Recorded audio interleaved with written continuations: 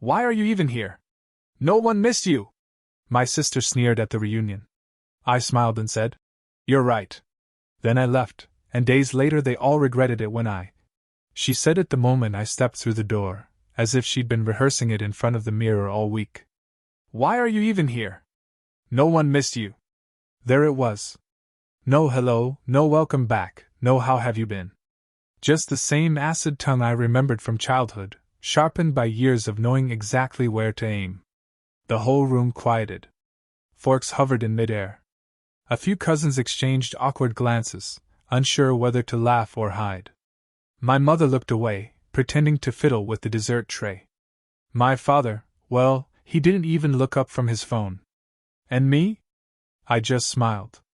You're right, I said quietly, just loud enough for everyone to hear. Then I turned around and walked out. I didn't slam the door. I didn't roll my eyes. I didn't even look back. But I could feel it, the ripple of confusion in the silence I left behind. They expected a reaction. A dramatic scene. A bitter argument. But I gave them none of it. Because they didn't know. They didn't know I was the one who organized that reunion in the first place.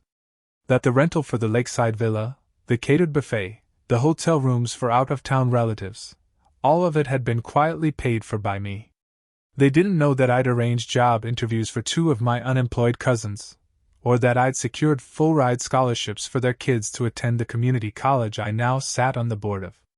They didn't know any of it. And now, they never would. Not until it was too late. I drove away from the reunion I had spent months planning and funding, the same way I had walked away from that family years ago, with my head high and my heart strangely calm. Not empty, not angry. Just resolved. That night, I poured myself a glass of wine, sat on my balcony, and watched the lights of the city flicker below. Somewhere out there, my family was laughing, drinking, dancing, probably assuming they'd scared me off for good. Again. And I let them think that. Because I knew what was coming. And for once in my life, I would be the one with the final word. The first sign that something was off came the next morning, though I didn't see it firsthand. I got a text from my cousin Heather. Hey, did you leave early? Aunt Carol said you were never even invited? What's going on? I didn't respond. Let the story start to ferment. The thing about my family is, appearance matters more than substance. They'd probably plastered over my sudden departure with some half-baked excuse. Maybe I'd gotten too busy with work. Or I just dropped by to say hi. But the truth was unraveling faster than they could patch it. Because by noon, the calls started. First from my uncle's wife. Then from my Aunt Judy. Then from my cousin Matt, whom I hadn't heard from in 5 years. Hey man, he started, all fake casual. We were just talking about how nice this whole reunion is. You know, like someone really went above and beyond. My mom said you might have helped out with planning? I didn't lie. I didn't tell the truth either. I just said, interesting. And hung up. They were trying to figure it out. Trying to piece together why the black sheep of the family, the quiet, awkward one who never made waves, had suddenly left with nothing more than a smile and a cryptic goodbye. They didn't yet know I was the reason they were even sipping wine by the lake in the first place. But they would. Oh, they would. I spent the next 2 days doing exactly nothing. No messages. No explanations. Let the silence stew. Let them pull at threads I had left hanging. And while they whispered behind doors and reached out with rehearsed concern, the people who really mattered? They knew. Because I had quietly told them ahead of time. Cousin Lila, whose daughter was battling student loans. She got a check that covered the next semester. Uncle Rob, whose hours were just cut at work. He found a job offer from a tech firm in his inbox, one I had personally arranged through a friend in HR. They didn't know it was from me. I made sure of that. I had used a quiet shell company, anonymous donations, untraceable good deeds. But they would put the pieces together eventually. Especially once they found out who pulled the plug. Because I was about to make it very clear. This wasn't generosity. This was an audition. And they had all failed. By the 3rd day, The regret started leaking through the cracks like water through old drywall. I could see it happening in real time. Aunt Judy posted one of those vague, passive-aggressive Facebook statuses. It's always the quiet ones you should appreciate. You never know what someone does for you until it's gone. #family is complicated. That got 27 likes and one confused comment from my cousin Dean. Wait, who's gone? Exactly the kind of slow unravel I wanted. I didn't need to strike a match. I'd already soaked the room in gasoline and left the door cracked open. They were doing the rest themselves. That same day, my mother called. Twice. I watched the screen light up, her name flickering like some ghost trying to claw her way back into relevance. I didn't answer. She didn't leave a voicemail either, just texted. We should talk. But we'd already talked. Back when I was 10 and she forgot my birthday. Back when she told relatives I wasn't applying myself. After I took a gap year to work construction and pay off debt. Back when she'd smile through her teeth every time my sister insulted me in public and then say, "Don't be so sensitive." And speaking of my sister, Emma, the one who fired the shot that started all this, was nowhere. No messages. No calls. Just silence. Which, frankly, surprised me. I figured she'd be crowing about it. She always did. She loved the control, the spotlight. But I realized this time was different. She had won the moment, but lost the war. Because now people were talking. And asking. And digging. And it didn't take long before someone found the email. It was a forwarded chain from the resort manager, sent to a distant cousin who needed gluten-free options and wanted to thank whoever organized the event. The email came from a generic-sounding company. But the reply to? Still had my initials in it. That cousin was sharp enough to notice. And once she put it in the family group chat, the dominoes fell fast. Suddenly I was the benefactor. The one who had quietly covered the entire reunion, every room, every meal, every flower arrangement on the tables. The one who had stepped in when no one else could. And I had walked away without saying a word. That silence said more than any speech ever could. My phone started ringing again. Cousins. Uncles. Even Emma finally broke radio silence. But the time for talking was over. Now it was time to show them what they'd lost. Emma's name lit up on my phone at 7:13 p.m. I stared at the screen, thumb hovering over the answer icon, not because I considered taking the call, but because I wanted to see how long she'd let it ring. She never left a voicemail. Just a text, a few minutes later. Can we just talk? I think things got tense. But you leaving was a bit dramatic, don't you think? There it was. Not an apology. A reframing. Her favorite tactic. Not, "I'm sorry I humiliated you." Not, "I was wrong."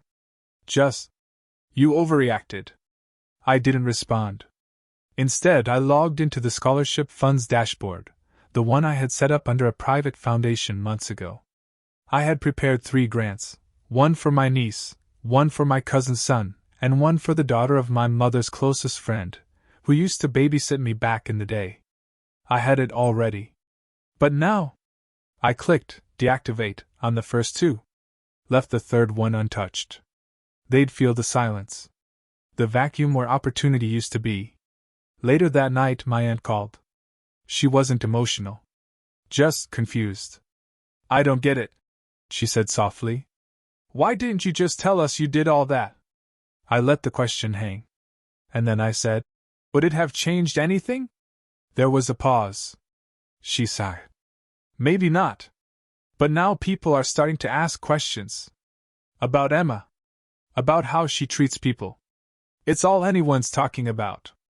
I could hear it in her voice, the shift. The guilt had moved from personal to social. They weren't just feeling bad. They were embarrassed. Word was getting around. Emma's little performance had gone viral in the worst possible way, family viral. Cousins whispering. Aunts shaking heads. Uncles side-eyeing across dinner tables. And the best part? I hadn't said a word. Let them stew. Let them figure out what it feels like to watch something fall apart without understanding why, like I did for most of my life. sitting at those tables, being the one who didn't belong. But I wasn't finished yet. Because the next morning, I sent a package. Addressed to my mother. Inside was a single sheet of paper. Typed. Simple. This reunion was a test. The results were conclusive. Your kindness had conditions. Mine no longer does. And below that, a list of names. People who would still receive what I promised. People who had reached out just to say thank you, without knowing what I'd done. People who showed decency when no one else did. Emma's name wasn't there. Neither was my parents'. But that wouldn't be the part that stung. What would hurt the most was watching everyone else thrive. Without them. When you've been the outcast long enough, you learn to play a longer game than anyone else in the room. You learn patience. Precision. How to sit quietly and count every slight, every insult, every moment someone pretended you weren't there. You file them away like receipts. And then, one day, you use them. I had started planning this reunion almost a year before it happened. It began as a test. A way to measure whether things had really changed, or if I was still the outsider in nicer clothes. I used the Shell LLC I'd registered years ago, just a name I'd used for some freelance consulting. Through it, I booked the villa, negotiated the catering, even arranged a local jazz trio for the Friday night dinner. I made it all look effortless. Untraceable. Paid in full upfront, through accounts no one would recognize. But the offers, the real ones, those were personal. I had watched from a distance as certain cousins struggled. Quietly, like I used to. I saw my niece working 2 jobs while trying to finish nursing school. Saw the way my uncle, a quiet man with an old back injury, smiled through pain at family gatherings. So I planned. Scholarships. Job placements. Debt forgiveness. Things that would change lives, not just brighten weekends. But before I handed any of it over, I needed to know who they really were. All of them. And Emma, oh, Emma failed instantly. The second she saw me, she couldn't help herself. Like a compass spinning toward cruelty. She never expected me to bite my tongue, smile, and leave. That part was crucial. Because silence makes people nervous. And in that silence, guilt grows legs. Now, with the truth bubbling up in group chats and side conversations, the house of cards she'd spent years building, perfect daughter, charming host, alpha sibling, was starting to collapse. I watched it happen from a distance. People who once laughed along with her were now second-guessing. People who once dismissed me were asking themselves why I had left. And slowly, people were realizing. They had stood in the room while something rare was offered, and said nothing when it was destroyed. And that was the part one didn't forgive. By the end of the week, the reunion group chat was in flames. It started with a message from my cousin Jared, the one whose business I was going to invest in. So I just found out the whole event was funded anonymously, and that the offers I got came from the same person who left after Emma's comment. That true? Then Heather chimed in. It was him. My dad said the villa manager confirmed it. His name was on all the bookings. Then silence. A long, embarrassed silence. No one knew what to say. And Emma? She left the group chat that same afternoon. The irony wasn't lost on me. How fast people turn from cheerleaders to strangers when it no longer benefits them to clap. I didn't have to say a word. The message had already been delivered. But I wasn't done yet. I still had one move left. One that would pull back the curtain completely, and leave no one wondering how things got so cold, so fast. So I made a final post. Not to the group chat. Not to a private thread. But to the reunion's shared photo album, the one filled with smiling pictures, sunny lakeside shots, group selfies by the fire pit. I uploaded a new photo. It was just a picture of the original invoice. Catering, $8,200. Lodging, $14,400.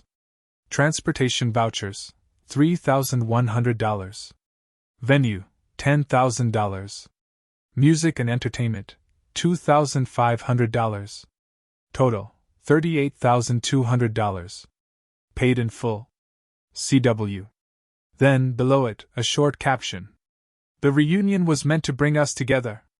I planned to offer more than just a meal and a weekend. But sometimes, silence speaks louder than any toast. Some of you will understand. The rest of you already showed me who you are. That was it. No accusations. No names. Just facts. The fallout was immediate. The photo album froze. No one added anything after that. No more comments. No more likes. Just a single image at the end of a weekend's worth of memories, like a stone thrown into still water. The next day, I started getting private messages. A lot of them. Some apologizing. Others defending. A few just confused. Trying to piece together how the person they barely looked at all weekend had been the one holding the scaffolding the whole time. But I didn't reply. Let them sit in it. Let them wonder who else noticed their silence. Because I was done building bridges across rivers they dug. Not everyone had failed the test. It's easy to focus on the ones who stayed quiet, the ones who laughed or looked away when Emma flung her words like knives. But there were others, quieter still, who had looked at me that night with something different in their eyes. Cousin Lila, for one. She had looked stunned. Not the performative kind either. Her face actually fell when Emma spoke. She hadn't defended me out loud.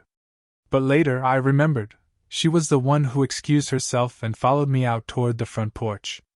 I'd already reached my car by then, and she didn't say much. Just, "You didn't deserve that. I'm sorry." That had stuck with me. So I reached out. Anonymously at first. A simple letter. No return address. No flourish. Inside was a scholarship voucher for her daughter's community college tuition, 2 years paid in full. And a note. "Your quiet courage didn't go unnoticed. Thank you." I did the same for Uncle Rob. He'd pulled me aside earlier that day, before dinner. Said I looked good. Healthy. Asked how life was treating me. It was such a normal question, but in a family like ours, even basic warmth could feel rare. He got the job offer I'd set aside, one I'd almost canceled out of spite. But I remembered that conversation. The genuine tone in his voice. So I reactivated the email. He got the position. Later that week, I received a voicemail from him. "Hey, I don't know if this was you, but if it was, thank you. I never asked for anything, but you gave me something I didn't even know I still deserved, dignity. I won't forget that." Neither would I. See, revenge doesn't always mean destruction. Sometimes it's about precision. Making sure the ones who showed even a flicker of decency are rewarded. That their kindness didn't vanish into the void.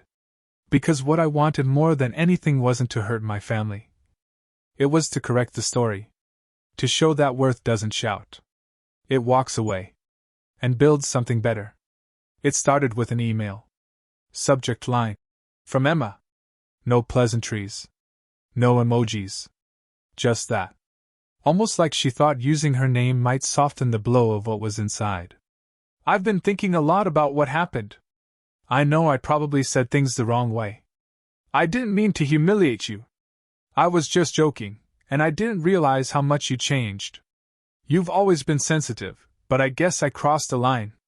I didn't think you'd take it so personally. Can we please talk?" I stared at the message for a while. There was no apology in that apology. No ownership. Just a rebranding of cruelty as humor. Just enough backpedaling to sound remorseful, without giving up an inch of her image. Classic Emma. I didn't reply. The next day, she tried again. This time, she called. I let it go to voicemail, and listened as she tripped over herself trying to sound sincere. "I didn't know about the funding, okay? No one did. But you could have just told me. You didn't have to make it this dramatic. Everyone's talking about you now. About what you did. You've made your point. So what now? Are you going to punish all of us forever?" There it was. The real reason for the call. She wasn't sorry. She was scared. Not of me, necessarily, but of the shift. The power she once held in every room had slipped. And she couldn't control the narrative anymore. She wasn't used to silence being louder than her voice. I sent her one reply. Not a call. Not an email. Just a single text. You told me no one missed me. I believed you. That was it. And I knew she'd read into every word. Twist it, dissect it, turn it over in her head for weeks. Because that's what people like Emma do, they need the last word. The final stamp. And I'd taken that from her. She couldn't apologize her way out. Couldn't guilt me. Couldn't manipulate me into restoring the dynamic she so desperately needed. And the thing is, I wasn't angry anymore. Just done. The family had rearranged itself. Quietly. Organically. The ones who mattered had stepped forward. And the rest? They were standing in a space I used to occupy, on the outside, looking in. 2 weeks passed. The buzz died down, as all things eventually do. Group chats quieted. The family photo album, once active with lakefront candids and cousin selfies, hadn't had a single upload since the invoice photo. I watched from a distance, never speaking, never explaining. I didn't need to. Then one day, I got a call from my niece. Not a cousin. Not an aunt. My niece, Emma's daughter. She was 17. Too young to have played any part in what happened. Too smart not to see it anyway. Her voice was quiet. Uncle Chris. I know this is weird. But thank you. I heard what you were going to do for me, the scholarship. I didn't even know you thought about me like that. I sat on my balcony, sun hanging low, and just listened. I'm sorry for what my mom said. She's going through her own stuff, but that's no excuse. You didn't deserve that. No one talks about it, but I saw the way you always looked out for people. Even when they didn't deserve it. I closed my eyes. That part got me. Then she said something I didn't expect. I want to earn it now. The scholarship. I want to make you proud. That was the moment something shifted in me. Not anger. Not pride. Just clarity. I wasn't doing all this to punish the family. I wasn't pulling strings for applause. I had simply reached a point where I refused to feed the hands that slapped me. But that girl? She deserved a hand up. I told her softly. It's still yours. Always was. Just remember who you are, not who people tell you to be. And with that, I booked a flight. Not for revenge. Not for spectacle. Just to walk through the front door of the old family house during a Sunday dinner, and let them all see what it looks like when the black sheep walks in on his own terms. I didn't say much. Just nodded. Watched the conversation stop mid-sentence. Watched my mother blink like she was seeing me for the first time. Watched my father clear his throat but not find any words. Emma wasn't there. Of course not. But that was fine. Because this wasn't about her anymore.